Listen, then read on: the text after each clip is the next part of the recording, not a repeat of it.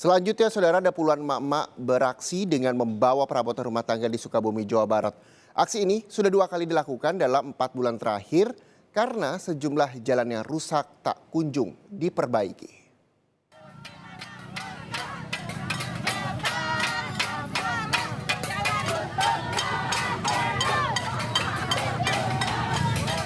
Puluhan emak-emak dan warga kampung Cilangkap, desa dan kecamatan Cikembar, Kabupaten Sukabumi, Jawa Barat melakukan demonstrasi dengan menelusuri jalan yang rusak sambil membawa perabot rumah tangga.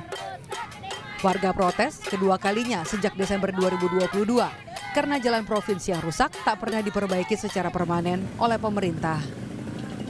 Menurut warga, jalan yang rusak mengakibatkan banyak kecelakaan dan juga mengganggu kesehatan pernapasan akibat debu yang ada di jalan saat musim kemarau.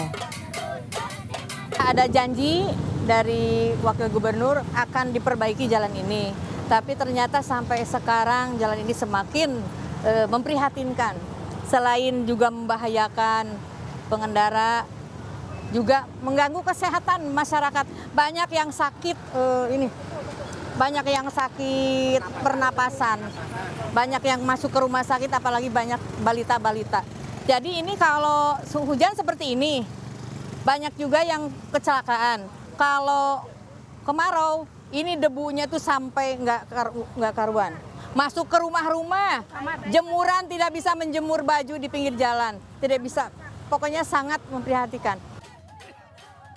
Aksi ini diharapkan dapat didengar pemerintah sebab warga berharap jalan Cikembar dapat diperbaiki. Tidak hanya tambal sulam yang bertahan 1 minggu, tetapi secara permanen. Insan Maulana Firdaus, Kompas TV, Sukabumi, Jawa Barat.